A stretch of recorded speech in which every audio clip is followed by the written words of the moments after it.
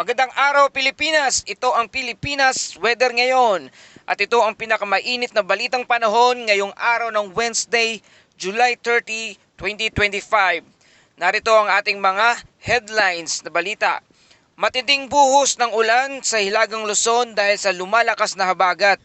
Bagyong Komay, muling naging tropical storm ayon sa Japan Meteorological Agency at dalawang sunod na lindol na yumanig sa Batangas at mga karatig probinsya.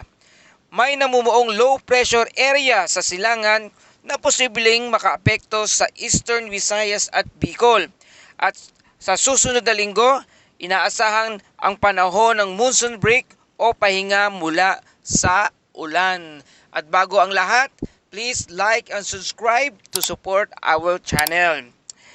Mula sa pinaka-latest na weather advisory ng DOST Pag-asa, inilabas ngayong July 30, 2025, inaasahan ang malalakas na pag-ulan ngayong araw hanggang bukas ng gabi. Mga lugar ng Batanes, Ilocos Norte, Ilocos Sur, La Union, Pangasinan, Abra at Benguet. Ang inaasahang rainfall amount ay aabot mula sa 50 hanggang 100 mm at mas mataas pa sa mga bulubunduking bahagi. Kung kayo ay nasa probinsyang ito, huwag pong ipagsawalang bahala ang ulan at hindi po ito simpleng ambon lamang. Sa dami ng ulan at dami ng nakaraang buhos nitong linggo, kahit bahagyang ulan ay maaaring magdulot ng landslide o biglaang pagbaha. Tandaan po natin, ang weather advisory ay isang malawakang paalala. Ngunit kung gusto ninyong mas tiyak sa inyong lugar, abangan ang heavy rainfall warning mula sa Pag-asa Regional Service Division. Ito ay gamit ang Doppler radar na naglalabas ng alerto bawat 3 oras. Kung may tatanong ninyo, mga kababayan, ang kaibahan ng heavy rainfall warning at ng weather advisory ay ganito. Ang heavy rainfall warning ay mas local at real time, habang ang weather advisory naman ay pang probinsya at pang 24 oras. Kaya para sa class suspension, road closure at emergency action, ang heavy rainfall warning pa rin ang pangunahing batayan. Sa ibang balita, kinumpirma ng Japan Meteorological Agency na muling lumakas ang Tropical Cyclone Komay o dating kilala bilang Bagyong Emong. Ito ay muling naging tropical storm habang papalapit sa Okinawa, Japan. Ayon sa pagsusuri, ito ay kauna-unahang bagyong bumalik sa pagiging tropical storm matapos itong humina. Isang bihirang pangyayari mula pa noong Typhoon Manye noong 2018.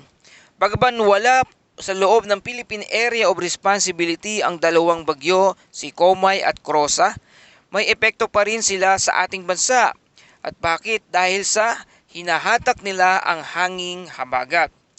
Ang resulta, tiyak na ulan sa kanlurang bahagi ng Luzon at Visayas mula sa Lunes hanggang Biyernes.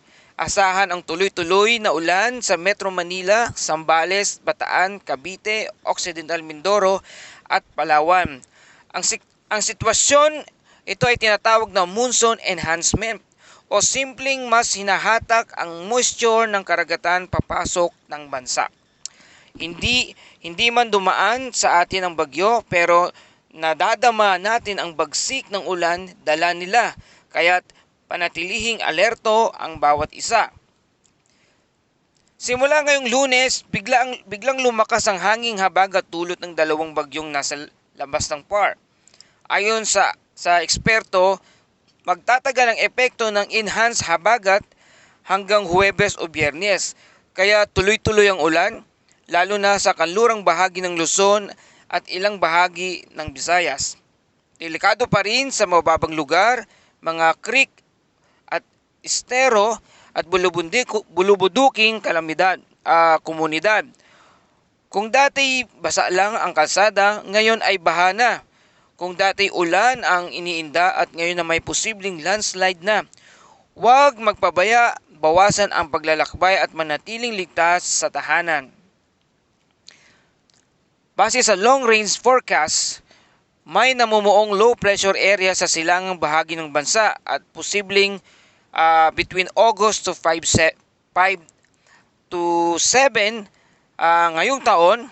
Ang ipinapakita ng wind map na ito ay maaring makaapekto ito sa Eastern Samar, Caraga Region at Bicol Region. Pagkabat hindi pa tiyak, tandaan na maraming LPA ang nagsisimula sa ganitong pattern. Patuloy tayong magbantay sa update ng Pag-asa at may posibilidad na may bagyong maaring pumasok ng Agosto. Hindi pa ito kumpirmado pero hindi pa rin dapat baliwalain. Samantala, sa ibang balita, niyanig ng dalawang magkasunod na lindol ang ilang bahagi ng Batangas at mga kalapit na lugar, kabilang ang Metro Manila, kahapon ng umaga. 11:39 AM, magnitude 4.2 sa Mibalayan Bay, malapit sa San Luis, Batangas. 11:43 AM, aftershock magnitude 1.6 sa Mabini, Batangas. At karagdagang aftershock magnitude 2.2. Mabilis at mababaw ang pagyanig pero naramdaman sa maraming lugar. Paalala, huwag kabahan pero maging handa palagi. Alamin ang duck, cover, and hold. Earthquake preparedness, maganda na meron kayo go bag. Alamin ang evacuation route at panatilihin ang katahimikan at huwag magpanik. At sa wakas, inaasahang magkakaroon na tinatawag na monsoon break sa susunod na linggo. Ayon sa forecast, unti-unti nang hihina ang habagat simula sa Sabado o Linggo. Mas maliwanag na panahon at ang mararanasan sa malalaking bahagi ng bansa. Inaasahan ang mas mainit ang temperatura, kaunting ulap at kaunting pag-ulan.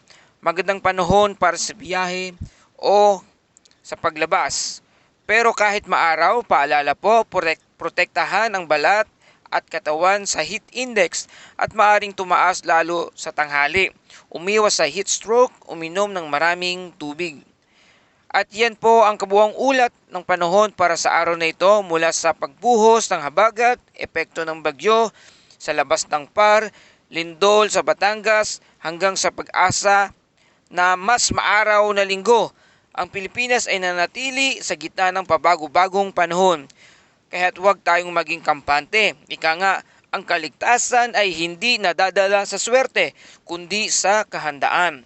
Para sa karagdagang impormasyon, bisitahin ang www.pagasa.dost.gov.ph o i-follow ang Pilipinas Weather Ngayon sa YouTube. At huwag kalimutang mag-like, mag-share at mag-subscribe para updated ka lagi sa panahon. At ito ang Pilipinas Weather Ngayon. Hanggang sa susunod na ulat, ingat Pilipinas!